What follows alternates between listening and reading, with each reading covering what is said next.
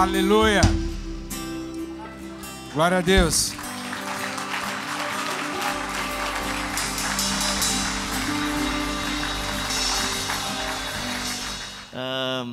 Eu não trouxe outros títulos, o único título que eu trouxe foi Ser o Bastante.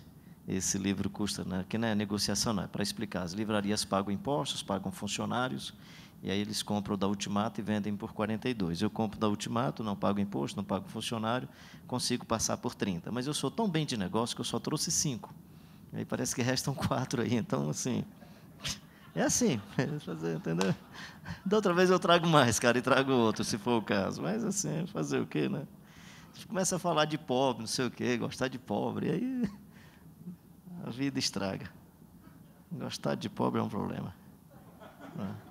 Mas é a chance que a gente tem de se converter, né? É a chance que a gente tem de se converter. Eu não sei se tem aí já uns meninos de Deus, umas historinhas que tem aí, ou não tem? Elas estão aí? Eu resolvi fazer o seguinte, para ficar falando aqui do que nós já ouvimos, eu imaginei que cada testemunho seria um testemunho para animar cada um, pedir oração, para fortalecer a nossa vocação e a nossa missão, e aí eu não queria, então, ser repetitivo. Aí eu tenho a vantagem, primeiro, de ouvir tanta coisa bonita, para que repetir, né? Eu já acho que já foi suficiente. E aí pensei só fazer algumas colocações de algumas experiências, e, por favor, experiência não deve ser tomada como doutrina.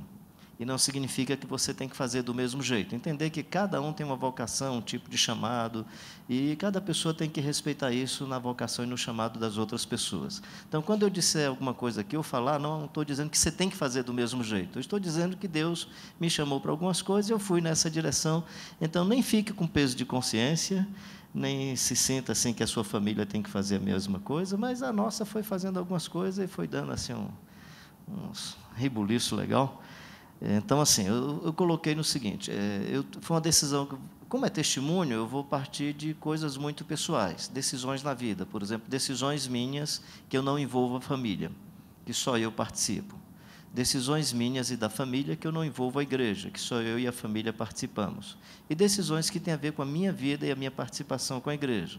Na verdade, é mais ou menos assim que eu fui caminhando. E outras decisões que não dizem respeito à igreja, que diz respeito à minha vocação e compromissos com, por exemplo, com organizações não governamentais, Visão Mundial. Hoje ainda faço algum trabalho de consultoria para a Visão Mundial, fui diretor executivo por 3 anos da Diaconia, por 4 anos da Visão Mundial, trabalhei 27 anos na Visão Mundial, 3 anos em Angola.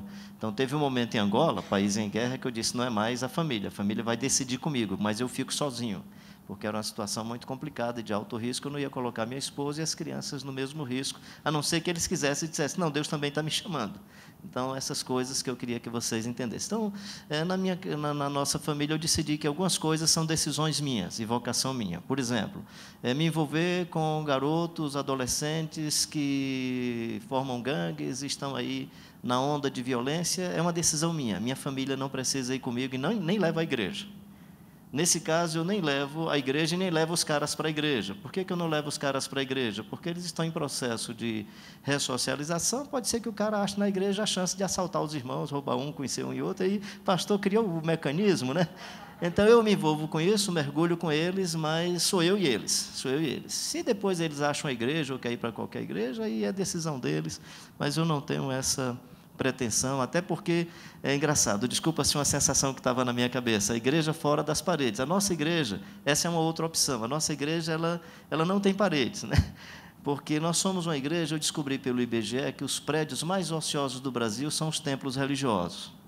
Tem um templo católico na Duque de Caxias com Barão do Rio Branco, lá em Fortaleza, que dia de domingo tem 5, 6 pessoas na missa. Eu só não levo os crentes para fazer culto lá, porque os irmãos vão ver o santinho e não vão querer, e acho que os católicos também não deixam. Mas pensa que prédio ocioso. Então, depois que eu descobri isso, eu fui atrás de igrejas que quisessem ceder o espaço que não usa para a gente ser igreja. Então, na verdade, a nossa igreja está na semana nos bairros, e no domingo se reúne numa igreja que arranja o espaço para a gente. Quando o Ricardo Gondim veio para São Paulo, a igreja que ele participava era muito grande. Além do salão para quase 3.000 pessoas, tem outros salões menores. Então, tem um salão que cabe 200 pessoas. Aí a gente aluga esse espaço. É de domingo, a nossa igreja vai para dentro das paredes. E na semana a gente está nas comunidades, porque aí o nosso dinheiro serve mais para as crianças das comunidades. Nós temos um projeto social com 650 crianças e adolescentes que nós atendemos diretamente, e o recurso da igreja vai para isso. E, claro, nós estamos numa crise, porque nós estamos naquela época de dizer, mas a gente precisa de um local, porque a gente precisa também de gente vindo para dentro das paredes, para ter uma reunião com jovens, adolescentes. Então, a gente precisa disso. Então, quando vocês estão dizendo, vamos sair da parede, eu estou na crise com a igreja, que a gente precisa de umas paredinhas, cara, para a gente ficar dentro, né? Então, assim, desculpa esse tipo de colocação, não é uma crítica a você, compartilhando mesmo. Nós estamos nessa decisão. E foi até bacana, porque nós somos uma igreja de periferia, aliás, fomos uma igreja, eu sou filho de igreja de periferia. E a ênfase da nossa igreja era os meninos têm que estudar. E aí todo mundo foi ingressando na universidade. Quando esses garotos entraram na universidade, que se tornaram profissionais liberais, todos começaram a buscar igrejas que é no bairro de Aldeota, lá em Fortaleza, que é o bairro mais rico. Então, nós estávamos perdendo os nossos jovens. Foi exatamente quando eu voltei de Angola que eu disse, cara, nós estamos perdendo a nossa moçada. Aí começamos a reunir na sala de um apartamento, depois na sala de um colégio, e foi indo. E aí fomos arrebanhando esse pessoal, e a nossa decisão foi, por enquanto, nós não vamos... Quando nós pensamos em comprar espaço, é porque a Aldeota, o terreno é muito caro. Então, se a gente compra terreno aqui, dá para a gente comprar 20 terrenos nos bairros pobres, então a gente não vai comprar. E aí ficamos nesse negócio. Até que depois eu digo, cara, vamos para dentro das igrejas. Se o pessoal arranjar espaço para a gente vai, né? E era complicado, porque houve um primeiro momento que, em algumas dessas comunidades, a gente é acostumado a receber, acolher o pessoal que vive em condição de rua, e quando a gente alugou uma casa, ele chegava, dormia no chão, aqui é na casa de Deus, né? Então qualquer pobre pode dormir na casa de Deus.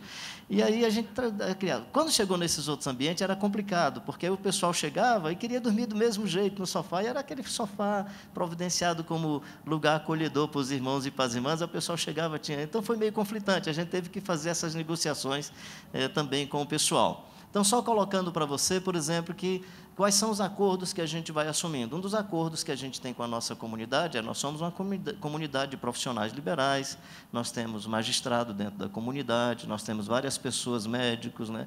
Mas o acordo conosco é que o nosso dinheiro vai para os pobres.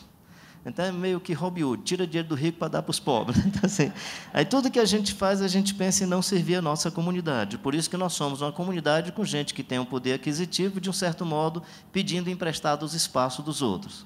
Então, aí a gente tem dificuldade de estacionamento, porque quando o nosso culto vai começar, às vezes os irmãos que são da igreja ainda não tiraram os seus carros, aí a gente fica no outro local. E esse negócio é engraçado, né? A igreja de classe média e classe média alta, o metro quadrado para estacionamento é maior do que o metro quadrado para membresia. Então, assim, o conflito já vem daí. A gente começa a discutir esse negócio, porque quando vai para as reuniões, o assunto é o estacionamento.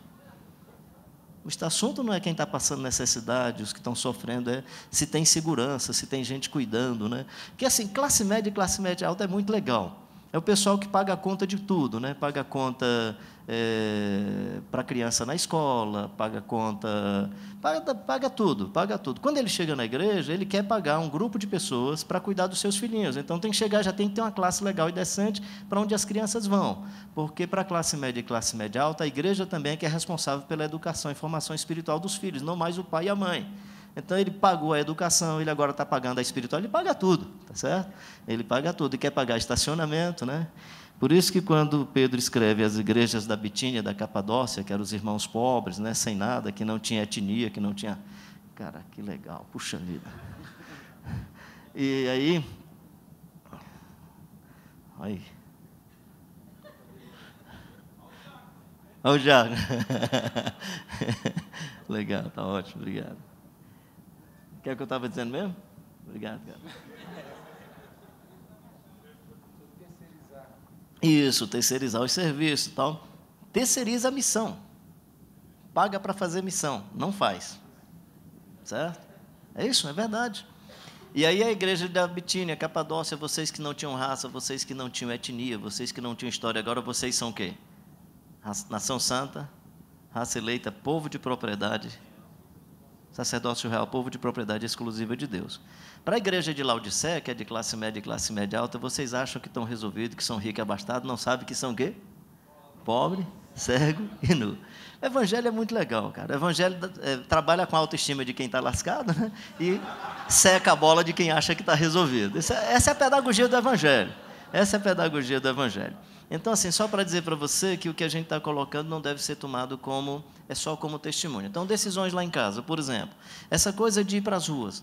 A minha esposa não vai. Por que ela não vai? O nariz dela não é legal igual o meu. Meu nariz não tem problema de sentir o odor do xixi, de abraçar o cara, né? Se ele tiver acidentado numa perna, uma ferida, se tiver álcool, alguma coisa, eu vou ajeitar. Ela não, se ela for fazer isso, ela sente náuseas. Então, eu não coloco a Dinha nesse constrangimento, porque a composição genética dela, ou a experiência de vida, seja o que for, não dá para fazer essa missão. Então, o acordo é que eles não me atrapalham, mas que eles não vão, né? Ela só me acompanha pelo celular, às vezes. Porque a rua é fascinante. Você imagina, cara, quando eu me sento na Praça da República, e viro 1 ou 2 noites ali na Praça da República, é muito legal, eu deixo os carros passar na minha praça, as pessoas passam, eu não brigo com ninguém, entendeu? A praça é nossa. E eu me sinto, assim, o proprietário da praça, então é muito fascinante. E eu corro o risco de ser um cara que se vicia pela rua. Não é se vicia pelo álcool, é se vicia pela rua. Porque a rua ela é fascinante. Eu aprendi isso com uma senhora aqui em São Paulo. Quando eu perguntei aquela história que eu falei da mulher que disse que na rua era menos perigoso do que em casa, aí eu disse, a senhora não tem medo de se viciar? Quando eu falei em viciar, eu estava pensando em droga, em substância química, pensando em se tornar um alcoolista. Ela disse, não, o grande medo que eu tenho é de me viciar pela rua, que isso é muito legal. Então, quando eu começo, por exemplo, fazer peregrinação não é uma tarefa da minha família, é tarefa minha. Agora, o que é a tarefa da família? A tarefa da família é o seguinte, a mesa lá de casa nós decidimos que é pão nosso. Quem me ensinou foi a filhinha. Minha filhinha, um dia orando, disse, Senhor, eu te agradeço por esse pão, por não sei o que, tal, e manda todos os pobres do mundo para vir comer aqui em casa. Né? E graças a Deus que Deus não mandou todos os pobres do mundo para comer lá em casa. Mas eu aprendi com ela que a mesa não era da minha família. Então, nós decidimos em família que a mesa não era mais nossa. O quarto, privacidade e tal, mas a mesa da cozinha. Um dia eu estava com um colega meu que é professor aqui da Universidade de São Paulo, ele estava sentado lá em casa, conversando, entrou uma senhora, e essa senhora é sua parente? Eu digo, cara, é a primeira vez que eu estou vindo aqui em casa. Mas ela está abrindo ali a geladeira. Eu digo, pois é, cara, alguém disse para ela que podia, né? Aí entrou um adolescente e essa menina deve ser sobrinha, amiga da mulher, não sei, alguém disse para ela que podia abrir a geladeira. Então, nós decidimos em família que nós temos o nosso espaço da privacidade, mas o pão é nosso e a mesa é nossa. Então, lá em casa, a mesa é nossa. Né? Então, pessoas que passam hoje mesmo, conversando com a Dinha, tinha umas 10 pessoas almoçando lá em casa, ontem tinha 13. E assim, tem dia que já aconteceu de ter 24 pessoas, 25 pessoas, né? E nunca faltou, né? Nunca faltou. Sempre sobra. Sempre sobra. Então, em família, nós decidimos algumas coisas, a família não se envolve no que eu chamo de compromisso sociopolítico. Eu não vou colocar meus filhos, minhas filhas, a não ser que eles tenham o mesmo chamado em situação de risco quando eu trabalho com pessoas envolvidas com violência. A ONU denunciou agora a cidade de Fortaleza, porque os centros de ressocialização têm tido muitas rebeliões, isso precisa ser resolvido. Eu participo de um grupo que está fazendo o diagnóstico de o que é isso, o que está acontecendo de fato, né? Ou seja, tem situações de adolescentes que poderiam ter um acompanhamento no sistema semiaberto. Bem, então, só para você entender, nisso eu não levo minha família. Então, tem algumas coisas que são compromissos meus, tem algumas coisas que são compromissos da minha família. Compromisso, por exemplo, nós moramos num bairro em Fortaleza e uma escola pública era uma escola que tinha muitos meninos envolvidos com problemas de briga, de confusão. Põe aí foto das crianças, né?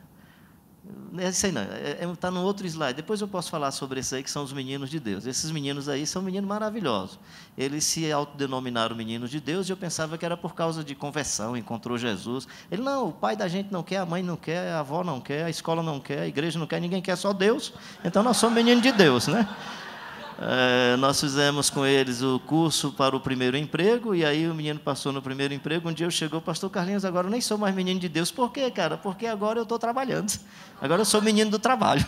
Aí o cara, de alguma maneira, era uma denúncia também do nosso jeito de ser e viver. Esses aí, Ariovaldo, ele tem um testemunho que ele disse que, eu falei assim, Ari, vamos para a igreja. E ele disse que se arrumou, se preparou para ir para a igreja, e aí esperou que eu também tivesse arrumado, começou a chegar a criança lá em casa, e, segundo ele diz assim, foi a primeira vez que eu fui numa igreja, né?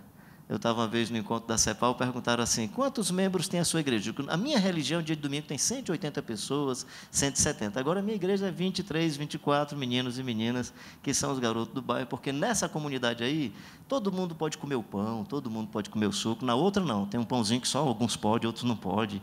Então, nessa comunidade aí, todo mundo pode. Eu acho mais parecido com o evangelho do que com a nossa religião. Porque toda religião precisa de um processo de iniciação. E depois do processo de iniciação, você diz, quem é iniciado pode, quem não é, não pode. Aí você cria as discriminações. Assim são os modelos da religião. No evangelho, não. Até o Judas pode molhar o pão no vinho de Jesus. É diferente. O evangelho é outra coisa. O evangelho não tem objeto sagrado. Quando a religião trabalha com objeto sagrado. Olha que distinção legal. A religião trabalha com objeto sagrado. Quando o sacerdote agrega valor ao objeto, o objeto passa a ser mais importante do que as pessoas. Aí você discrimina as pessoas usando o objeto, porque os objetos são mais importantes do que as pessoas. No evangelho, não. As pessoas sempre serão mais importantes do que os objetos. Então, Jesus usa os objetos como instrumento pedagógico para trazer informações profundas sobre a vida. Isso é um gesto de amor profundo. Isso tem a ver com o tema que a gente vai falar. Mas, assim, só para mostrar. Então, esses são os meninos. O que é que aconteceu com esses meninos? Hoje mesmo, o Renan, deixa eu ver se aparece aí o Renan. Vai passando aí. Esse garotinho aí, ó, esse aí que está do meu lado. Esse pivetinho, ai, cara, esse garotinho desde 2 anos de idade que convive com a nossa família. O pivetinho é o que está do lado daquele outro pivete. Eu estou no meio, né? Ah, tá. Pensei, eu estou vendo legal do outro lado. Esse meninozinho aqui, fez o Enem e acho que está bem sucedido. Ele já é estagiário, já é um profissional, mãe muito simples. Ele hoje está lá em casa, mãe com mais 3 filhinhos, é uma coisa maravilhosa. Então, esses meninos, o que é que nós fizemos com eles? Eu não sei se dá para... Eu faço com eles algumas dinâmicas, que é escrever orações. Comecei a pedir aos meninos, cada um escreve a sua oração, né? E é bacana porque eles melhoraram na forma de redação na escola. Uma professora foi lá em casa saber o que estava acontecendo com os meninos, porque os meninos tinham melhorado muito na escola, né? E engraçado que um pequenininho, esse que está de costa, ele disse assim, tio, mas eu não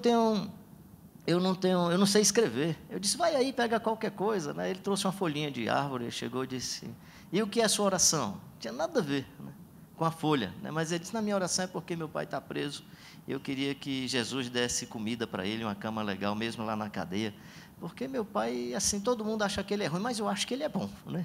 Então, assim, essa era a oração do menino, né? E aí ele faz a sua oração, e aí a gente vai trabalhando, tal. Só para você ter uma ideia, eu percebi que visitar, e a minha casa é uma casa muito simples, mas visitar o meu quarto e dadinho era experiência turística. Quero ir lá no quarto para ver. Olha só, tá porque era um ambiente tão simples das crianças, que quando chegavam, então, por exemplo, esse é um compromisso da família. E eu não exijo que a igreja faça isso. E nós aprendemos em família a não cobrar nada da igreja que nós primeiro não fizéssemos. Então, não tem esse negócio assim, a igreja não faz, a igreja faz. Hospedar a pessoa, quem hospeda é a gente. Arranja uma sala aí na igreja para hospedar, que conversa é essa? Quando a igreja quiser fazer isso, legal, mas eu quero primeiro hospedar lá em casa, eu quero primeiro ceder minha cama, eu quero primeiro ceder minha cozinha, depois que a minha cozinha se tornar um ambiente onde as pessoas podem se aconchegar, até porque transferir para a igreja, às vezes, é falta da nossa responsabilidade também, é transferir para os outros que a gente poderia fazer. Então, só colocando isso para vocês, porque isso qualquer um pode fazer. Qualquer família pode acolher crianças em casa para ensinar matemática. Aliás, o Renan, eu percebi que ele era muito bom em aritmética, ainda aritmética, né? Eu percebi, eu dava aulas de tal maneira que ele ensinava os meninos da série seguinte.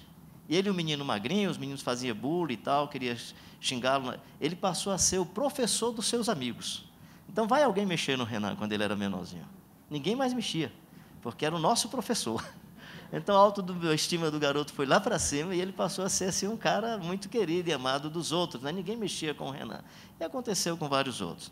Vai lá para os Meninos de Deus. Esse foi um movimento que a gente começou em 2004. Volta lá naquele outro... Isso, esse aí. E gente boa, esses meninos aí. A primeira reunião foi difícil. Na minha falta de experiência, eu entrei nesse tipo de atividade por causa de um amigo chamado Paulinho. Era um garoto, um rapaz que... gostava muito de futebol, pensava em se profissionalizar e nunca conseguiu, e resolveu dedicar a vida dele ensinando futebol para os meninos do bairro. Um dia ele entrou no ônibus, aliás, estava no ônibus, subiram 3 garotos armados, é um assalto, assalto, os 3 gritando assalto. Aí um gritou, ih, cara, sujou, olha o tio Paulinho aqui. Tio, desculpa, tio. E os 3 desceram. Quando eu conto essa história, eu sempre digo assim, que bom se nós tivéssemos sempre um cara do perfil do tio Paulinho que inibisse um assalto. Né? Mas o Paulinho se preocupou, porque esses 3 garotos eram garotos dos times, dos garotos que ele trabalhava com futebol. Aí me ligou, Carlinhos, rapaz, aconteceu um negócio, o que é que a gente faz? Eu digo, vamos conversar com os meninos, se eles conhecem outros. Aí, não, daqui do futebol nós não conhecemos ninguém, mas nós conhecemos os meninos daqui do bairro que são envolvidos com roubo e assalto e tal. Fizeram uma relação de 47. Sem experiência, eu e o Paulinho convocamos os meninos para comer baião de 2, tilápia, arranjamos a cozinha de uma escola pública, chamamos as mães fizeram o baião de 2, que as mães também se interessaram. Só um parêntese, uma das mães foi no delegado, para convidar o delegado também para participar da reunião, o cara me ligou preocupado, porque a mãe tinha falado com ele precisava da relação, ele precisava prender 3 caras, e se ele fosse na reunião, ele tinha que prendê-los, e eu ia ser tido como o cara que fez a mobilização para o delegado prender. O cara teve um discernimento legal. Então, senhor, desculpa, eu não vou, porque eu acho que é legal vocês tratarem tal. Só colocando isso. Chegamos bem cedo, quando foi mais ou menos 11 horas, chegou um primeiro grupo de 4 garotos, aí entre 15 e 16 anos. Aí um chega para o Paulinho, eles conheciam mais o Paulinho do que a mim, aí puxou o bolso assim da calça e disse, olha aqui, o que é que eu tenho aqui? Uma camisona por cima, né? Segundo, o Paulinho era um revólver 38. Eu não entendo de arma, né? Graças a Deus, não entendo mesmo. Aí ele disse, eu não sei o que é que vai acontecer nessa reunião. Vocês chamaram os meninos lá do Filomena, mas também chamaram o pessoal do Ayrton Senna, e nós somos brigados. A gente não pode nem ver um ao outro. Aí o Paulinho, Carlinhos, rapaz, que mancada que nós demos. E aí, hoje eu entendo por que a reunião foi tensa. Eu pensei que era porque eu não sabia me comunicar direito com esse tipo de gente. Era tensa porque eles estavam... E o Paulinho ainda disse, rapaz, me entrega essa arma, eu tiro as mãos. Que conversa é essa? Eu entrego e o outro vem armado.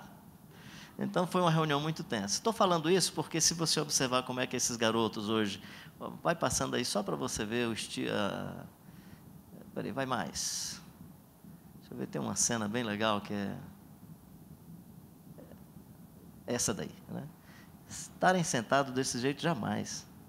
E uma noite de celebração de Natal que eu e o Paulinho os levamos para uma pizzaria. E aí conversamos com os caras lá, o cara cedeu espaço, eu pedi umas mesas, que eu ia levar uns amigos para a pizzaria. E aí lá um começa a jogar a caroço de azeitona no outro, né? Tá. Aí joga papel, pá, aí pedaço de pizza, tá. E foi ficando sujo no chão. Aí depois chegou o dono da pizzaria, rapaz, o que você tem como controlar essa turma? Se o senhor souber o quanto eu estou celebrando esse negócio. Aí ele, pô, celebrando, aí esses caras davam tiro um no outro, agora só estou jogando pedaço de pizza, caroço de azeitona. Ele... E quem é esse pessoal? O senhor trouxe esse pessoal para cá? Não, fica tranquilo, é gente boa hoje e tal, né? Hoje são 100 e tantos, entre rapazes e moças são mais de 100. Ed René foi a Fortaleza, eu queria que você fosse conversar com os meninos de Deus, ouvir os meninos. Ele ficou encantado com uma das histórias de um desses garotos. E nós achamos que 3 eixos, me parece, 3 eixos principais vão levando o menino a uma reabilitação. O primeiro é ele achar um ambiente familiar. Se não a família dele, alguma família que possa temporariamente dar um acolhimento. Se ele já tem uma certa idade, uma namorada, a gente não incentiva o casamento, mas é engraçado. Aí, quando casa, tem um filho, já assume mais. Mas o núcleo familiar, me parece que um dos aspectos pedagógicos que ajuda esse menino num processo de transformação profunda é encontrar um núcleo familiar. Depois é encontrar um ambiente social, seja ele música, dança, cambalhota, futebol, uma igreja, qualquer coisa onde o novo núcleo para as relações sociais não seja mais o núcleo anterior. Mesmo que seja dentro do bairro, achar um novo núcleo de convivência social. E outro, algum aspecto que gere esperança, sonho, seja o trabalho, seja o estudo, mesmo a utopia de novo céu e nova terra, seja que utopia for, uma possível, imediata e realizável, ou uma utopia que gere um sonho para a vida. A gente tem descoberto que todos aqueles que, de uma maneira mais intensa, passam por uma transformação profunda e duradoura, de alguma maneira, esses 3 eixos estão presentes. E aí é tanto que eu acho legal essa coisa de ter centro de ressocialização, eu acho isso muito importante. Eu mesmo fui obreiro na década de 70, não faz muito tempo. Década de 70, o Desafio Jovem de Fortaleza, fui o primeiro obreiro, na verdade. A gente teve o movimento do pastor Reuel em Belo Horizonte, depois o professor Galdino em Brasília, e em Fortaleza eu e o doutor Silas Muguma. E tinha um outro aqui, não sei o que, G8, que era Rio de Janeiro, e que eram esses movimentos. Então, eu acho que o espaço também de internação é importante quando se lida com a dependência química como um problema de saúde. Nós, no Brasil, ainda não conseguimos fazer bem esse discernimento, o que é problema de segurança pública e o que é o problema de saúde. Então, nesse aspecto, é muito interessante, né? Bem, então, é essa nossa caminhada pessoal, familiar, igreja, e somos uma igreja que vive essa crise do seu local. A gente tem muita dificuldade. Por unanimidade, a igreja decidiu que, se vai comprar um terreno, vai ser lá na comunidade, onde estão as crianças e os adolescentes. Por enquanto, a gente não vai comprar um local para a gente. E eu estou começando uma nova experiência. Eu já comecei um tipo de movimento na praça, né? Porque eu gosto muito dessa visão do Apocalipse, que diz: eu não vi nela templo nenhum, eu vi uma praça. E como eu sempre digo que a praça é nossa, né? A igreja é do sacerdote, a praça é de todo mundo, né? Então, eu quero ver como que a gente transforma a praça numa ambiência onde o idoso possa fazer atividade física, onde a pessoa que vive em condição de rua tem um lugar decente para dormir, onde o cara que anda de bicicleta tem um espaço, ou um bicicletário, algum tipo de ambiente onde ele deixa a bicicleta, bebe água, vai no banheiro decente, e onde a pessoa tem atividades espirituais. Como transformar a praça num ambiente mais da sociedade, onde o evangelho de maneira integral está presente, e a praça passa a ser um direito público, um direito de todo cidadão, de todo homem, de toda mulher. E, quem sabe, indo para a praça, a gente inibe a presença do traficante, inibe a presença de quem quer estar na praça para outros fins. Nós precisamos seguir a história do Ezequiel, que a praça é o lugar da criança, é o lugar da alegria e é o lugar da festa. Quem sabe resgatar a praça como o lugar do abraço, do beijo, dos romances. A gente não pode permitir que a praça seja esse ambiente de tanta violência. E acredito que a igreja precise ir mais para a praça, né? Tem uma outra figura aí que só vai passando aí rápido, que é também uma decisão muito... Aí é minha mãezona com uma menina, aí foi uma surpresa que eu tive, né? Eu descobri que Jucuri fica a 15 quilômetros de Mossoró, um distrito de Mossoró, estava num processo de desertificação. Aí, bem perto, tem uma fábrica de cimento, e a fábrica de cimento usava a energia a partir do desmatamento, usando a madeira, e estava essa região toda num processo de desmatamento. E eu consegui mobilizar a comunidade, conversei com alguns professores, a Vânia, que é uma amiga minha da universidade lá de agronomia, da engenharia agronômica lá de Mossoró, para ela e com alguns outros professores ensinarem as crianças e os adolescentes dessa região para fazerem mudas de plantas nativas. E eu faço minhas peregrinações, boto uma mochila nas costas e tal, e saio andando 150 quilômetros, 155. Geralmente eu aproveito essa região do semiárido nordestino, e numa dessas peregrinações eu percebi que essa região estava em processo de desertificação.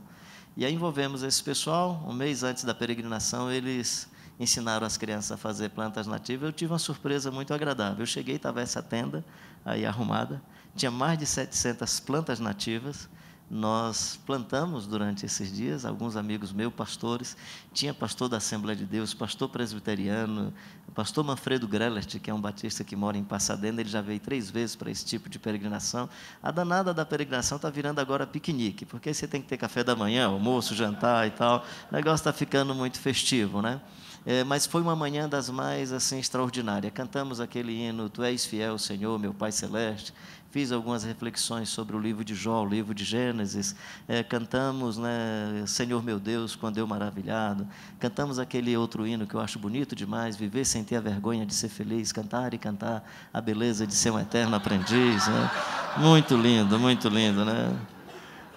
Ando devagar porque já tive... Então, tu imagina pastor assembleiano com a folhinha na mão, assim, ando devagar porque já tive pressa, né? Muito legal, né?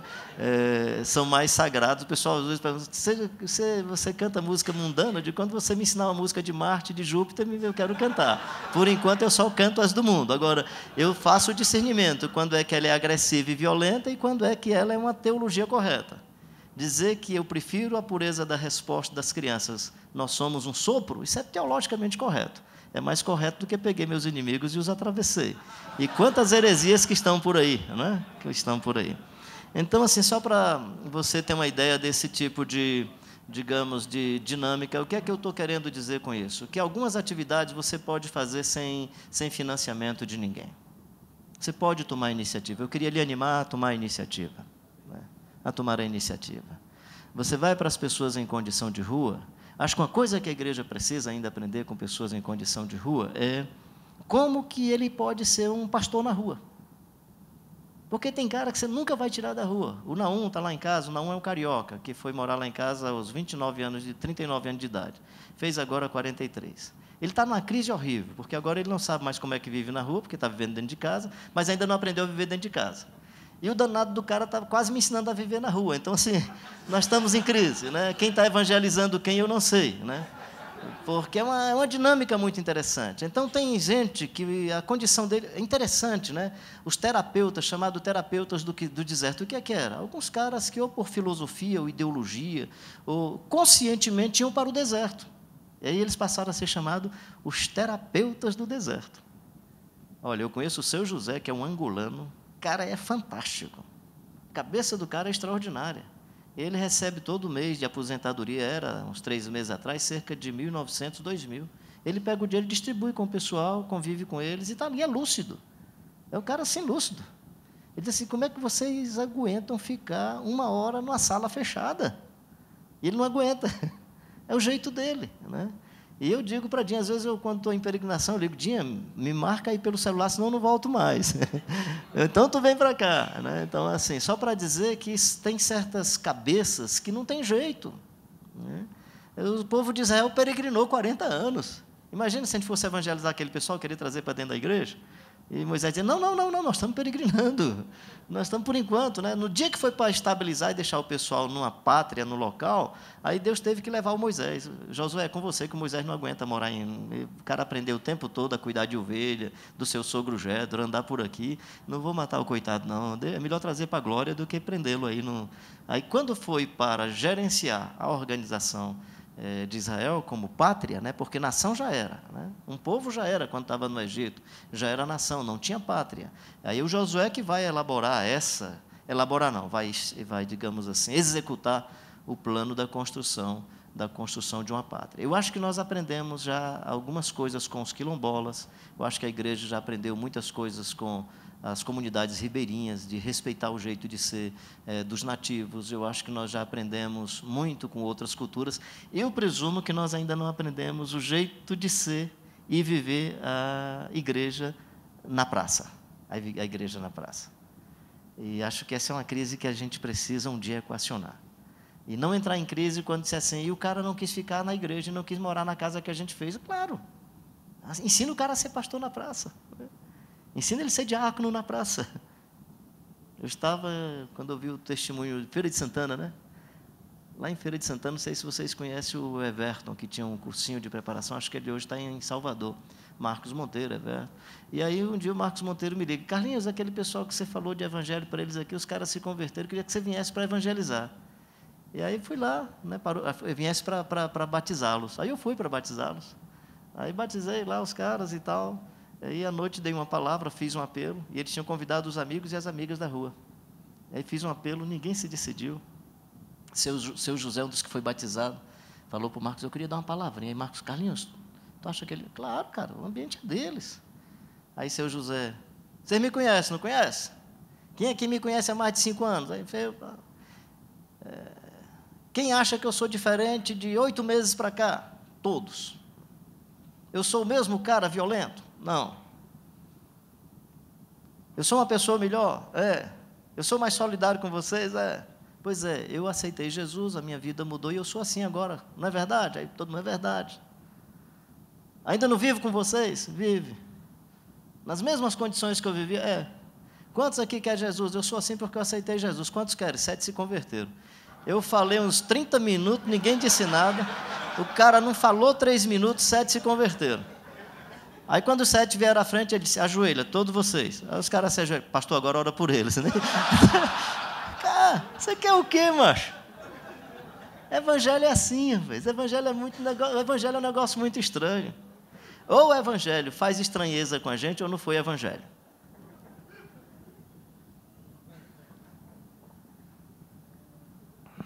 Não é legal? O evangelho é muito legal. Por isso que a Bíblia diz, até os loucos andam nesse caminho e não erram. Quem conhece aqui o Capelete? É doido ou não é aquele cara? Só o evangelho, rapaz. Tem que ter evangelho para fazer aquilo. O que aquele cara fala, eu fico morrendo de vergonha. Morrendo não, vivendo, aliás, né? Gente, que coisa extraordinária. O evangelho faz isso com você, meu querido e minha querida. Se é bom em matemática, pega aí uma escola pública dessa e descobre quantos meninos lá não estão bem, e leva para sua casa, ou então leva para um salão na igreja, dá uma aula para essa turma, e faz esse menino ser o melhor aluno da escola. Pega o pessoal que não está bem lá em gramática, em português, seja lá o que for, pega esses meninos, chega lá e pergunta, quem são os piores alunos aqui? E faça com que esses meninos sejam os melhores no final do ano. Faz isso. Isso não depende de ninguém, não. Ah, não, mas o pastor da igreja não me deu chance. Gente, a chance está aí na praça. A chance está aí na esquina. Está em tudo que é lugar. É uma decisão minha, não precisa ser sua. Eu quero fazer o que ninguém faz. Tem ninguém fazendo? Eu quero fazer. Tá certo? Tem ninguém querendo cuidar desses meninos lá em Fortaleza? Eu quero cuidar. Ninguém quer. Né? Quando os meninos dizem, eu sou de Deus, que ninguém me quis. Então, tem que querer. Né? Não fica procurando o que os outros estão fazendo. Deus deu dons diferentes a cada um. Então, se tem alguém fazendo, aí você não é mão. Se o outro é mão, já tem a mão. Então, para que outra mão? A não ser que a igreja só tenha 2 mãos, tudo bem. 2 pés. Né? Assim, ou seja, tem alguém fazendo, não precisa concorrer com o outro. Deve ter alguma coisa que ninguém está fazendo. Deve ter alguma coisa que ninguém está fazendo.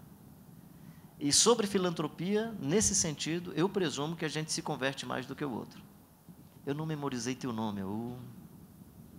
Teu nome? Paulo. É Paulo também? Só tem Paulo. Quando Paulo falou aqui sobre alguma coisa, eu me lembro, é como se ele dissesse assim, e nós estamos aprendendo. É tanta coisa que a gente aprende que eu nem vou falar. Ele falando isso, eu me lembrando. Uma vez eu cheguei em Fortaleza com um grupo de pessoas em condição de rua. Eu acho que foi quando ele falou sobre o louvor. Não sei quem foi um outro que falou sobre o louvor, que eles adoram, que louvam, né?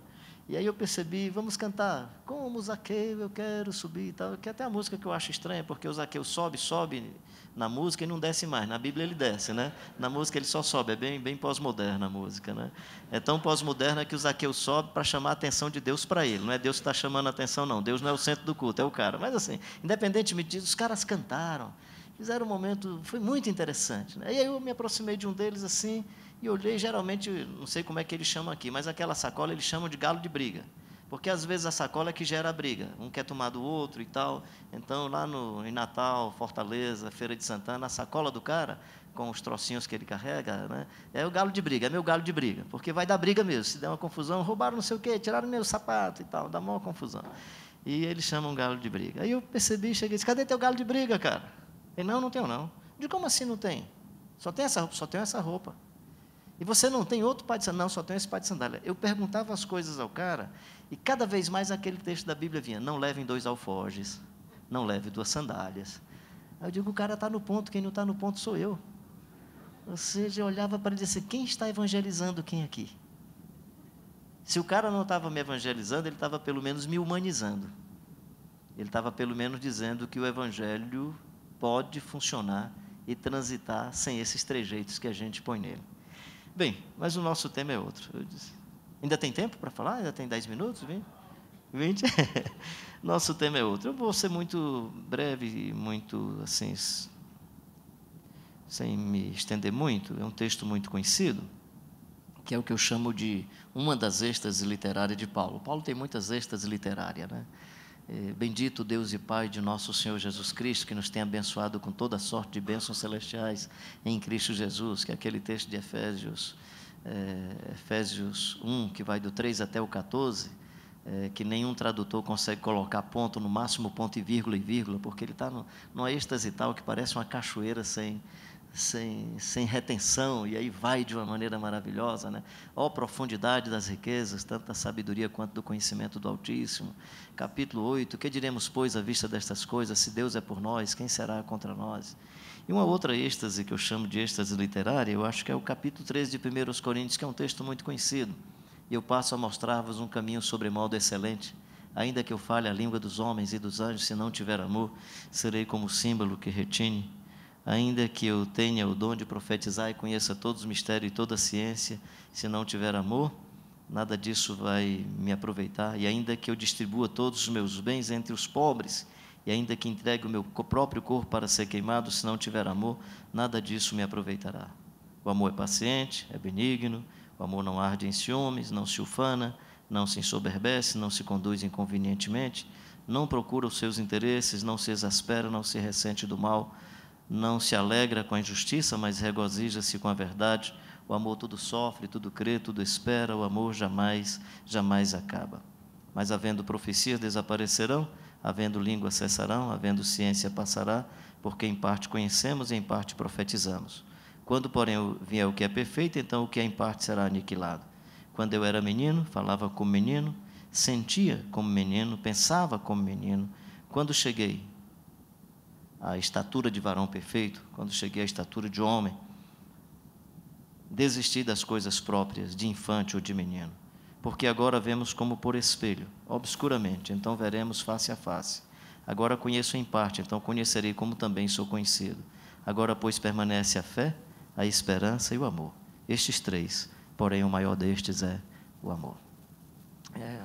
Como fazer as coisas motivado pelo amor, né? Esse texto ele tem uma espécie de antídoto para sarar a igreja da enfermidade que ela vivia. Essa é uma das igrejas mais complicadas. Eu, toda vida que vou pregar, com todo respeito aos corintianos, mas toda vida que eu vou pregar sobre a igreja em Corinto, né, eu tenho que explicar que não conheço nenhuma comunidade mais complexa e mais complicada do que essa comunidade. Honestamente, eu não conheço nenhuma comunidade que a política interna seja tão complicada como essa daqui. Ao ponto de Paulo dizer, eu não pude falar para vocês como pessoas amadurecidas, porque uns dizem, eu sou de Apolo, eu sou de Paulo, eu sou de Cefas, eu sou de Cristo. Né? Claro que Paulo, quando cita esses nomes, ele vai explicar no capítulo 4, versículo 6, que ele está usando esses nomes figuradamente. Acho que o Paulo utiliza aquele tipo de pedagogia onde ele empresta o nome dos seus amigos para não citar o nome dos caras que estão envolvidos nessa política interna. Pode olhar, que ele diz assim, eu usei o meu nome, Paulo, tal, figuradamente. Está no capítulo 4, no versículo 6. Isso significa que ele não estava participando desse tipo de política interna. Mas ele está dizendo o seguinte, a falta de maturidade é quando nós nos relacionamos por essas preferências políticas. Ou seja, nós não conhecemos a pessoa pelo valor que ela tem. Nós reconhecemos as pessoas pela sua posição estratégica dentro da instituição religiosa e o nosso relacionamento não é com a pessoa, é com o título dela, é com a função dela, porque dessa maneira nós também nos aproximamos do espaço de poder. Por isso que alguém falou, e cadê o Brioso, né? Porque o Brioso é o meu paletó. Quem não conhece, o Brioso é o meu paletó que tem 36 anos, né? Eu tenho o Brioso e o Azulão tem 34. E o Brioso é um personagem interessantíssimo. O Brioso é aquele personagem que eu uma vez saí com ele assim, botei no braço e estava de sandália. Aí disse, olha, eu vou ser paraninfo lá da turma de teologia da igreja do seminário presbiteriano e você vai de sandália, eu não vou, só vou se for de sapato. Ele não queria ir de sandália, né? Porque o Brioso é assim, ele é chato, é aquele cara que se eu não estiver no meu carro, ele não vai na garupa de uma bicicleta. Transporte público, só se fosse no metrô de São Paulo, que é mais decente do que o transporte público de Fortaleza. Mas aí então ele é esse cara assim. Eu uma vez fui num congresso e aí a pessoa que estava controlando a entrada do pessoal para o auditório disse assim, o senhor já tem crachá? Aí eu disse, ainda não, minha querida. Então o senhor não pode entrar. Aí eu, tudo bem. Aí fiquei sentado, daqui a pouco chegou o pastor Carlinhos. Nós estamos lhe esperando, cara, já mandei cantar 2 músicas aí. Eu digo, não, estou aqui há uns 25 minutos. É mesmo, o senhor olhou e disse, o senhor é o pastor Carlinhos? É, querida, eu sou o pastor Carlinhos. Por que o senhor não me disse? Você não me perguntou? Aí cheguei em casa, falei para o Brioso, cara, eu cheguei no congresso secular, eu fui barrado na porta, cara. Claro, você não me levou. Se você tivesse me levado, teriam perguntado o seu nome. Eu digo, o meu não, tinham perguntado o seu, que eu fui e não perguntaram. Teriam perguntado o seu. Então, quando eu vou com o Brioso, eu não sei se vai o Carlinhos ou esse personagem social, né? Que às vezes, dependendo da situação, ele gera um tipo de imagem de poder, né? E esse personagem, o Brioso, é só, na verdade, um tipo de analogia simples, mas esse personagem é a sua conta bancária, é o seu título, é a sua função. Ninguém chama o outro de, nunca vi assim, motorista José, costureira Raimunda, coveiro Dagoberto, nome bonito para coveiro, né? Coveiro Dagoberto. Mas se o cara chamar assim, ô Saulo, aí o pai diz, respeita o pastor, menino, porque chamar Saulo é irreverência, tem que ter pastor. Ou seja, pastor e doutor faz de você gente. Não é a sua singularidade que faz de você gente, é o seu título, é a sua função, é a sua conta bancária. E no reino de Deus, as coisas não acontecem por esse caminho. O que nós respeitamos é a vida. O que nós respeitamos é a singularidade humana. Não é o paletó, né? Ou seja, no momento que eu respeito o paletó, possivelmente eu desrespeito o cidadão que está dentro dele. É igual a história da lei e da graça, né? Por favor, continue respeitando o semáforo de pedestre e a faixa de pedestre, por favor. Mas sabe o que é que a lei faz com você? Não tem pedestre, o sinal está vermelho e você fica parado. Você passa o semáforo e passa a faixa de pedestre, passa o pedestre e você não para, porque você não respeita o cidadão, você respeita a lei. E a igreja vai fazendo isso, e as leis vão fazendo isso, e as estéticas vão fazendo isso. Então, quando Paulo diz aos irmãos que eles têm disputas, né, por algumas picuinhas, uma vez eu usei esse termo, picuinha, minha mãe tem 95 anos, de vez por outra no culto, ela, para aí, menino, me explica isso. Aí um dia eu falei assim, e tem essas picuinhas, ela disse, e o que é picuinha, menino? Eu disse, vixe, mãe, me pegou. Eu não sei direito não, mas deve ser o piolho da pulga. Ela, então, tá bom. Então, assim, aí a gente fica disputando por picuinhas, por imagens que não dizem respeito ao Evangelho, que não dizem respeito à vida. Quantas questiúnculas que nós gastamos tempo e energia nas nossas reuniões de diaconato, de liderança da igreja. Quantas coisas pequenas que não dizem respeito à vida que lhe tira o sono, que você vai para casa assim arrebentado e chateado, né? E aí, às vezes, você valoriza mais a discussão do que o cidadão, que é seu irmão. Porque na reunião ele é proponente, ele não é irmão. Na reunião ele é só mais um, né? E esse texto, então, vai dizer que se nós somos assim, não dá para falar das coisas que se fala para gente grande. Então, Paulo está diante de uma comunidade que tem esse problema. Um outro problema que essa comunidade tem é petulância da espiritualidade a despeito de marcas horríveis no comportamento e na ética e na moral, que é o que ele vai dizer ao ponto de um rapaz ter um caso com a mulher do pai. E aí Paulo traz isso à tona não para expor esse tipo de adultério, ou quase um tipo de incesto, né? Mas muito mais para, contando isso, dizer, não é boa a vossa jactância. Então, um dos problemas dessa comunidade era a jactância, né? Era o orgulho da sua espiritualidade, de se relacionar com o outro como se eu fosse melhor e o outro pior. Eu estava conversando há pouco tempo com alguns amigos e dizendo que uma senhora começou a estudar a Bíblia comigo, eu com ela e tal, onde ela chegou para mim e disse assim, pastor Carlinhos, eu estou entendendo o Evangelho, eu estou entendendo agora sobre Jesus, mas eu não consigo deixar o catolicismo. Eu digo, fique tranquila, minha querida, faz tempo também que eu não consigo deixar o protestantismo, né? Porque nós protestantes achamos que o outro só é seguidor de Jesus se estiver no nosso santo protestantismo. É o paradigma antigo do catolicismo. Aliás, com Bento XVI, talvez o Francisco agora um pouco menos, mas o Bento XVI tinha a mesma crença. Você é salvo por Jesus e pela Santa Igreja Mãe. Então o cara não era salvo por Jesus, era por Jesus desde que estivesse na Santa Igreja Mãe. O protestantismo não usa a mesma frase, mas acredita quase que do mesmo jeito. Você é salvo por Jesus desde que no nosso ambiente, né? Então, Paulo está diante de uma comunidade que ele diz assim, precisa minimizar essa jactância, esse orgulho e essa prepotência. Qual é o outro problema que ele está vendo nessa comunidade? Entreveros que poderiam ser resolvidos de maneira amistosa, com pessoas amadurecidas na comunidade, e eles têm que resolver no espaço judicial fora da comunidade. Não tem entre vós gente sábia que possa resolver as questões, né? Depois ele tem um outro problema, que é o problema da magia, que está lá pelo capítulo 9, capítulo 10, que é, pode comer comidas sacrificadas aos ídolos, né? Aí Paulo diz, o ídolo não é coisa nenhuma, gente, só tem um Deus. Aí diz assim, você não come para que o irmão de mente mais fraca não fique escandalizado. É mais ou menos assim, a gente vai passando ali, tem um despacho, né? Aí eu e tu estamos com fome, cara, tal. Aí eu pergunto assim, cara, onde é que essa galinha foi preparada? Rapaz, foi no fogareirozinho legal, tudo limpinho. Tá, vamos comer. Aí vai uma pessoa de mente frágil, olha e diz assim, rapaz, o pastor comendo essa galinha, que é um despacho, esse negócio energiza mesmo, ele vai pregar melhor à noite. Por causa dessa mente fraca, ele diz, por causa da mente fraca, não faça isso.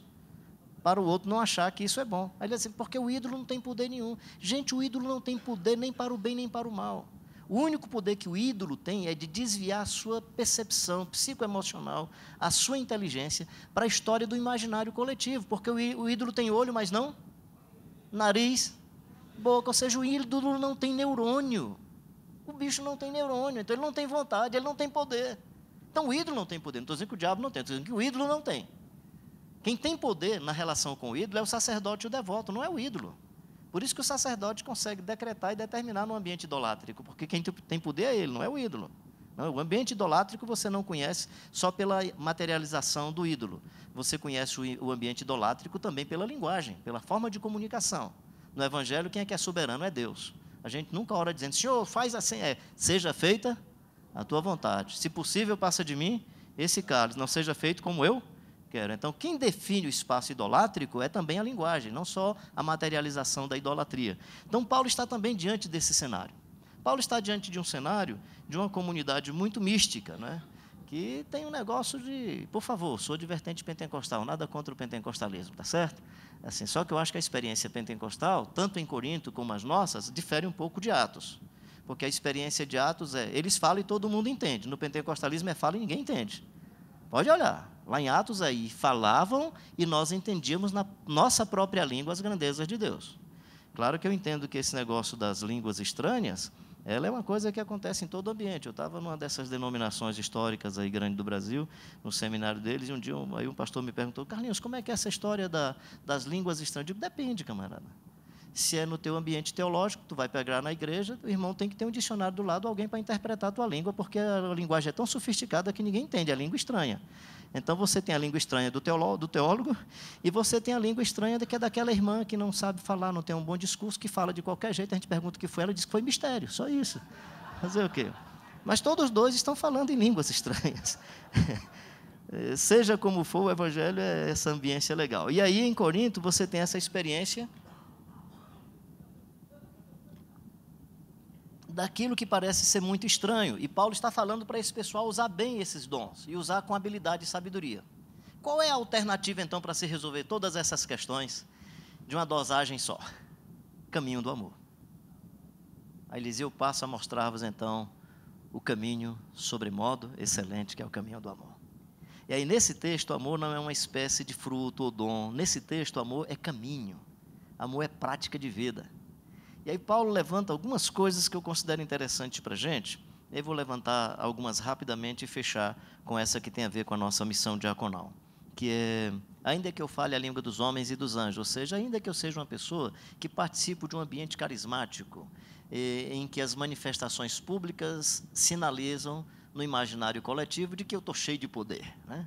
E o cara vai fazer isso muito mais para exibicionismo do que para expressar a graça e a bondade de Deus. Aí Paulo diz assim, ainda que você tenha essa manifestação sobrenatural, mística, fruto da sua experiência subjetiva, e aqui não estou fazendo um julgamento da experiência, eu estou apenas dizendo que Paulo fala o seguinte, ainda que você tenha tudo isso, que as pessoas se sintam impressionadas, se você não for batizado e batizada de amor, se você não for uma pessoa que respira e transpira amor, nada disso está adiantando para você. Então, digamos que você seja esse tipo de pessoa da comunidade que tem uma percepção lúdica, subjetiva da vida, que a sua expressão do Evangelho é a mais emocional possível, e aí você faz isso, e aí todo mundo olha e todo mundo observa, e lá no coração você descobre que tem outra motivação, cuja base mais profunda não seja o amor, e você diz, nada disso vai adiantar. Paulo está dizendo, olha, não adianta isso, não adianta isso, não adianta isso. Ainda que eu fale a língua dos homens e dos anjos, ainda que eu distribua todos os meus bens entre os pobres, e ainda que entregue o meu próprio corpo para ser queimado, se não tiver amor, nada disso me aproveitará. Ou seja, se tem Bolsa Família, e se for para adquirir votos, ou para se manter num status de poder, para garantir uma continuação, um continuismo político, Paulo está dizendo, nada disso está adiantando. E se a igreja faz cesta básica para que a pessoa se converta, nada disso está adiantando, porque nós fazemos a filantropia por amor, não por troca da conversão. A nossa tarefa é, nós amamos as pessoas e ponto final. Se ela vai se converter, já não é mais tarefa minha, é obra do Espírito Santo. É obra do Espírito Santo, é tarefa do Espírito Santo. Então, nós comunicamos a beleza do Evangelho com as nossas palavras, com o nosso testemunho, com a nossa vida e com a nossa filantropia. Se toda luta por justiça, inclusive que gera a possibilidade da morte, né? Ainda que eu entregue o meu próprio corpo para ser queimado, se você é só um ativista político, você é só um agitador, né? E não um revolucionário no sentido mais belo e mais bonito da palavra, ou seja, alguém que propõe uma transformação conjuntural mais profunda, se é só um agitador e não faz isso por amor, Paulo está dizendo, nada disso vai adiantar. Nada disso vai adiantar. E ainda que eu conheça todo o mistério e toda a ciência, digamos que você seja daquele tipo de igreja que preza e zela pela doutrina, e conhece toda a ciência teológica, e conhece a Bíblia de ponta a ponta, e ninguém pode nem orar assim, em nome do Espírito Santo, em nome de Jesus, né? Em nome do Pai e do Filho, não, em nome de Jesus, porque ele é tão formatado na teoria, que ele é capaz até de agredir, porque o cara não está no mesmo formato dele. Aí se batiza com pouca água, com muita água, se é com conta-gotas, como é que é? Cria uma tensão tremenda, né? Porque não é por amor. Meu sonho de batizar esses meninos, a gente está trabalhando isso um pouco, estou conversando com a comunidade, com as mães, com eles, né? Porque o meu sonho é de batizá-los no campo de futebol, onde os amigos deles brincam e tal, né? E, honestamente, no dia que eu fui compartilhar com eles como é que seria o batismo, a nossa igreja batiza por imersão. Mas esses garotos eu queria batizar no campo como se eu estivesse aguando uma planta, para mostrar que uma semente caiu na terra e surgiu uma nova planta. E seria com aguador de planta mesmo, assim. Um negócio misturado entre os batistas e os presbiterianos, né? Assim, então, nem muita aspersão, nem muita, né? Mas não era por nada, por causa do símbolo do batismo, né? Nesse sentido de que eles são uma nova pessoa. E eu disse, cara, eu vou fazer o seguinte, eu vou numa funerária dessa, eu vou comprar um caixão. E o que é que a gente vai fazer é o seguinte, não é sepultamento e depois ressuscitou? Nós vamos, cada um dá o testemunho, conta a sua vida, conta a sua história, e mostra que você agora é uma nova pessoa e ressuscitou. E a gente vai, de caixão, 4 colegas levam, e entrega ao pai e à mãe lá na outra ponta do campo, dizendo agora ele é uma nova pessoa. E nós vamos ter um acordo com vocês. Eles aceitaram o acordo de que não iriam mudar de roupa naquele dia, nem que dê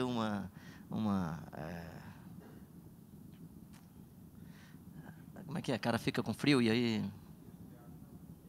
Hein? Hipotermia, né? Puxa, palavra bonita, eu vou decorar essa. É boa para dia de domingo, né? E assim, mas aí sabe o que é que uma mãe disse? Pastor Carlinhos, e o meu filho que não está vivo? Que eu não vou poder contar a história de que ele foi lá na frente e ressuscitou. O que é que a gente faz com ele? Aí esse sentimento da mulher me fez mudar a ideia de... Talvez a gente vai mesmo só batizar os meninos publicamente. A ideia deles ficarem com a roupa molhada é para, caminhando na comunidade, o pessoal saber quem ele é agora. Até porque eu imagino que era assim com João Batista. O pessoal ia lá no João... Imagina um fariseu sendo batizado pelo João Batista entrando em Jerusalém. Como é que ele entrava? Com a roupa toda molhada. Acreditei na mensagem do João e me arrependi, pessoal. Ó, estou aqui. Ou seja, batismo parece que não era um negócio de festa, não. Eu estou complicado tanto quanto o homem lá agora. Se vocês estão com raiva do João Batista, fiquem com raiva de mim também, porque eu aceitei a mensagem do que ele falou. Então, essa coisa maravilhosa do Evangelho, onde a vida e os símbolos que nós achamos na nossa história para que, de alguma maneira, isso comunique. Isso comunique.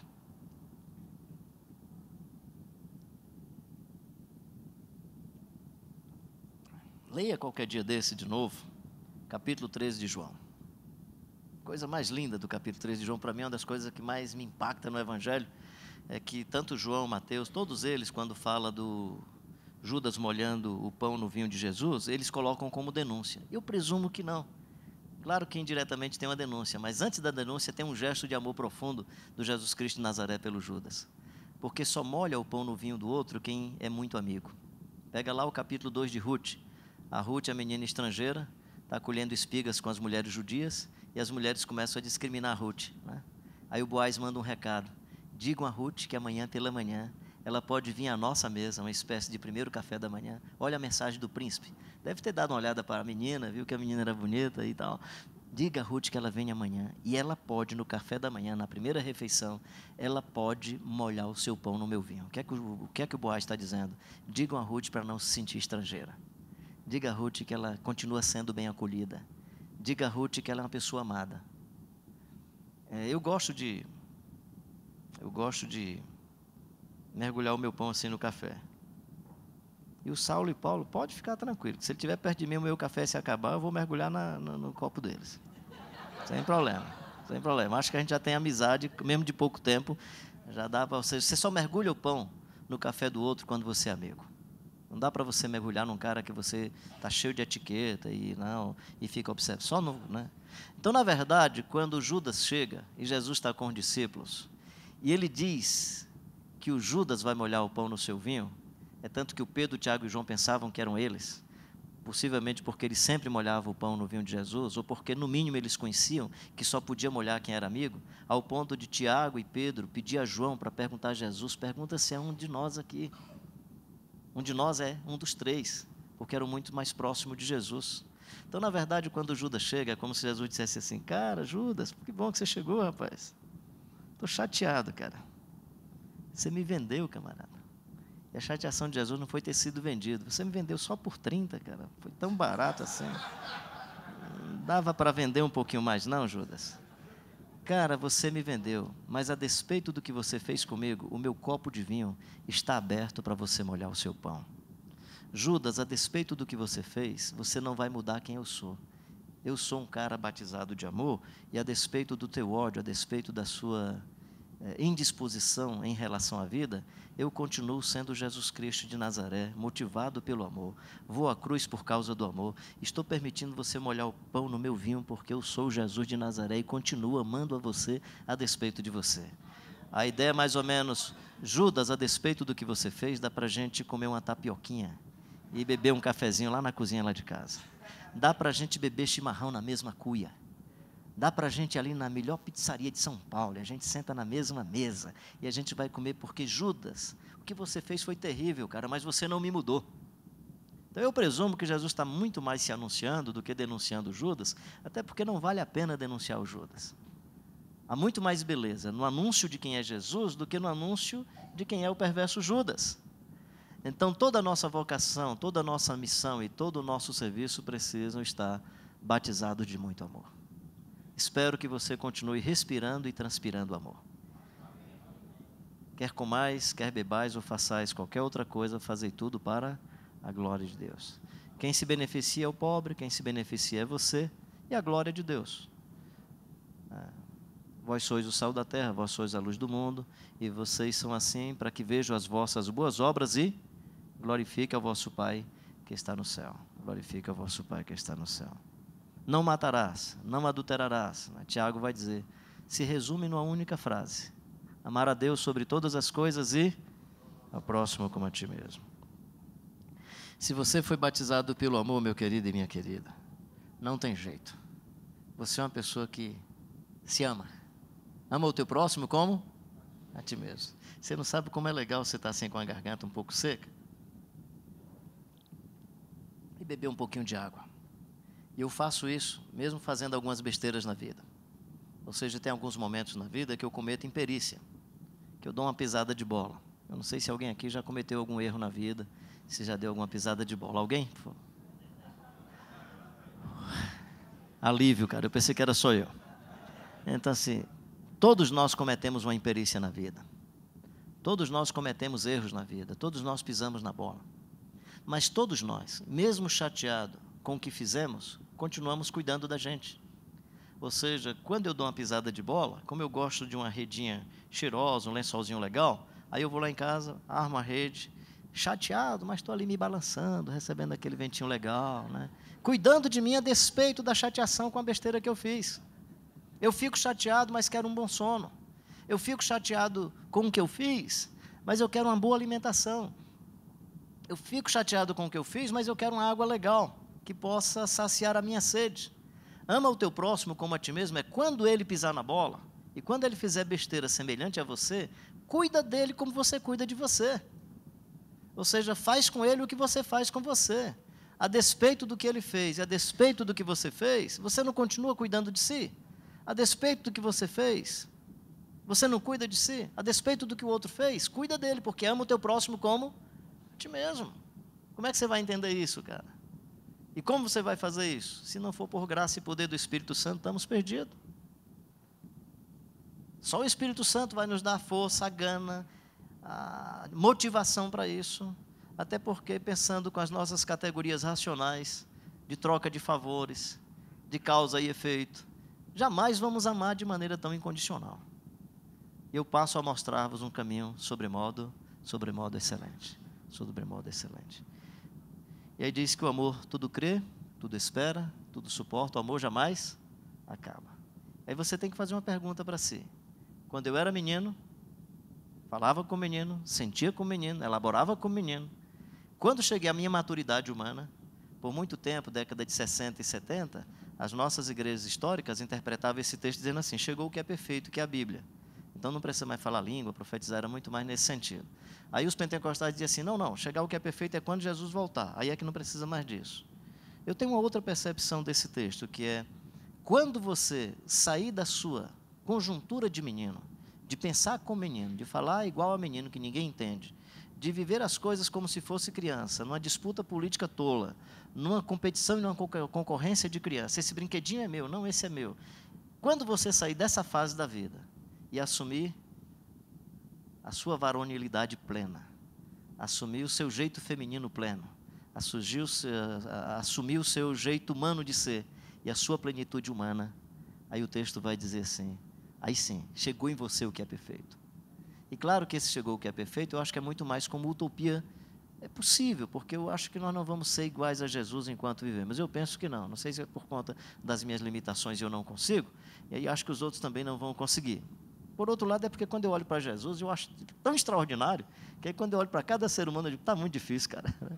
Está muito difícil, né? Então, acho que a gente não chega porque o perfil é muito elevado. Por outro lado, mesmo que você não chegue enquanto você vive, você será melhor do que o que você era uma semana atrás. Então, se o meu referencial é a minha existência e não o meu irmão, aí eu olho para mim e digo, cara, realmente eu estou melhor do que o que eu era. Com todas as limitações, com muitas falhas na vida, o Jesus de Nazaré tem me feito um cara melhor. Um marido mais interessante, um pai legal, e claro, com as imperícias ainda, até para não ficar arrogante e orgulhoso, eu acho que é até importante você pisar na bola, não pisa assim voluntariamente, é importante pisar na bola com a sua natureza maculada pelo pecado do que pela sua voluntariedade. Não é você pecando porque quer, mas é errando e dizendo: Senhor, tem misericórdia, Senhor, né? Tem misericórdia. E graças a Deus por Jesus Cristo, nosso Senhor. É isso que Paulo vai dizer. Graças a Deus por Jesus Cristo, nosso Senhor, que nos libertou da lei, da morte e do pecado. Queria lhe animar a fazer obra social com você mesmo. Cuidar da sua saúde, cuidar do seu corpo, cuidar das áreas do conhecimento, decidir sobre a sua vida.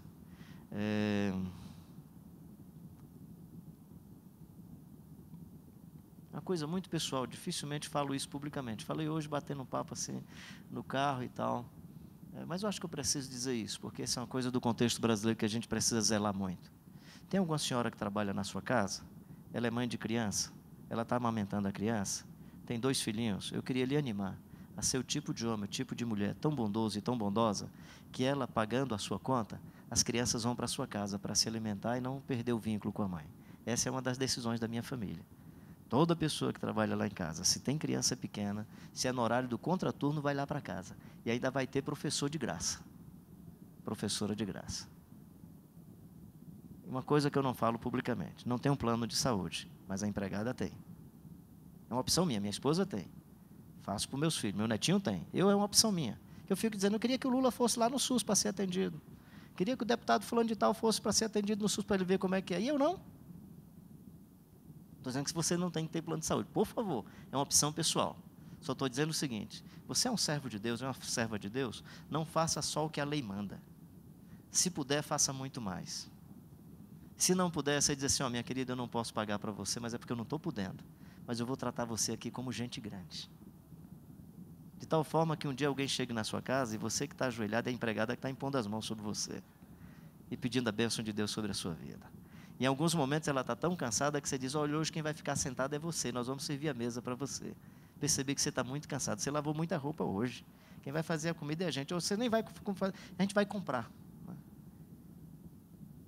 Senão, se a gente não cuida dessas coisas internas, toda a nossa obra social é só farisaísmo, é para que os outros vejam.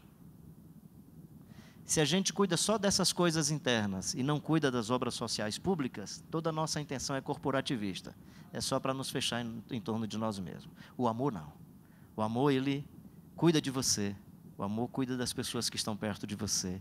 E o amor se preocupa com as pessoas que estão dentro de você, distante de você.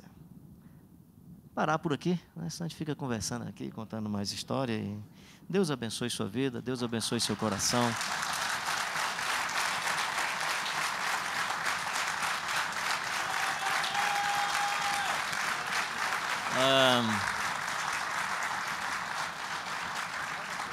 Ora.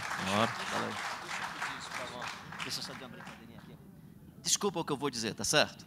Todo o pessoal bate, é para Jesus, né? Bate pau. Gente, Jesus está com a autoestima resolvida, é para mim mesmo, tá certo? Eu é que estou precisando de afago, entendeu? Jesus está tranquilo, Jesus está tranquilo. Brincadeira. Não leva muito a sério, não, dá para Jesus mesmo, tá bem? Mas assim, eu quero dizer para Jesus e todo orgulhoso. Então eu digo logo assim: gente, eu recebo, não tem estado eu recebo, né? Essa é outra magia do protestantismo, né? Cuidado, irmão, quando for atravessar a rua, que você pode ser atropelado. Estão amarradas as tuas palavras, né? Porque se não disser, pode acontecer, senão, né? Ou então assim, vai passar no vestibular, eu recebo, porque se não disser, não recebe. Eu sempre digo que algumas religiões trabalham com a magia dos objetos, e o protestantismo trabalha com a magia das frases. Acho que a gente precisa acabar com essa história de magia entre nós, seja de objeto ou de frase. Até porque o amor de Deus lança fora todo medo e a gente vive debaixo da graça, da bondade e da misericórdia do Senhor. Vamos ficar de pé. Pastor, ora por nós. Nós precisamos receber essa oração. Vamos pensar que esse é um apelo que todos vieram a Ele. Amém? Sem sair do seu lugar. Nós precisamos receber e aprender muito, pastor Carlos Queiroz. Precisamos que o Senhor volte aqui mais vezes. Né, Paulo César? Vamos receber essa oração. Eu recebo. Que legal. É assim. Fazer o quê? Eu também. Legal. É bom, né, esse ambiente familiar. Eu acho igreja um negócio assim muito legal. Quando a gente consegue ser igreja, é muito bacana, gente. Eu concordo. Legal. Vamos orar. Pai, quando Paulo diz que toma como nome toda a família, nos céus e na terra, a gente pode falar da família que está espalhada em todo lugar, pessoas que a gente aprende a amar e a querer bem, sem nunca ter visto, e pessoas que fazem parte dessa família maravilhosa. Celebramos por esse momento de família, de igreja que tem esse nome, que se propõe família, que se propõe comunidade, que se propõe comunhão, que se propõe família de Deus, que se propõe, ó Deus, mantendo todas essas relações paterno-filial, materno-filial, todas essas relações profundas da existência, de tal forma que as pessoas, mesmo vacilando, continuam sendo da família, amadas e queridas na família. Nós nunca rompemos os nossos laços familiares de forma alguma. Então, que na história dessa igreja, esse paradigma da família seja profundo, Pai. Que possa tomar conta de cada mente, de cada coração, de cada alma, e que os filhos e filhas encontrados nas estradas, nas esquinas e nos becos, nas praças, nas repartições, sejam elas públicas, sejam repartições privadas, os filhos e filhas que vêm, ó Deus, do ambiente dos profissionais liberais, se tornem filhos e filhas nessa família, sejam abraçados e abraçadas e possam ser povo de Deus na estrada, povo de Deus no templo. Somos comunidade do Senhor, Pai, dentro do nosso espaço de convivência e fora dele. Que a igreja possa sempre aprender a ser comunidade fora e a ser comunidade no seu próprio ambiente e no seu próprio útero, no espaço da sua sobrevivência, da sua manutenção da existência. Abençoa os pastores, os líderes, as líderes dessa comunidade ou das comunidades. Abençoa, Senhor, esta associação de comunidades, que esses laços fraternos se fortaleçam mais do que os vínculos institucionais. E, ó Deus, que a beleza de sermos uma associação que se aproxima por laços fraternos, que isso se fortaleça cada dia mais, cada vez mais, que as comunidades locais, na sua interdependência, possam crescer, possam viver a beleza da sua criatividade. E em amor, ó Deus, aprendamos a viver também acolhendo as nossas diferenças. Louvamos o Teu nome por esse dia, que a nossa vocação ao serviço seja marcada pelo poder, pela graça e a unção do Espírito Santo, e todos nós e todas nós, batizados e batizadas pelo amor, vivamos bem, ó Deus, o chamado e cumpramos bem o chamado que o Senhor nos confiou. Ajuda-nos para que, à semelhança do Jesus de Nazaré, possamos um dia dizer: está consumado, aquilo que o Senhor pediu, pela graça do Espírito e pelo poder do Senhor conseguimos. Ou como Paulo: combati o bom combate, acabei a carreira e guardei a fé. Que os teus filhos e filhas, ó Deus, ávidos em cumprir a tua vontade, sejam pessoas encantadoras, possam viver a beleza do Evangelho. E vivendo, ó Deus, pouco ou muito tempo, vivam intensamente a vida. E vivam intensamente a beleza do Evangelho. É o que te pedimos em nome de Jesus Cristo, nosso Senhor, a quem rendemos toda glória, toda honra, toda exaltação, todo louvor, e a quem nos submetemos ao chamado e à vocação que Ele tem para cada um de nós, hoje e sempre. Amém, Senhor. Amém. Aleluia.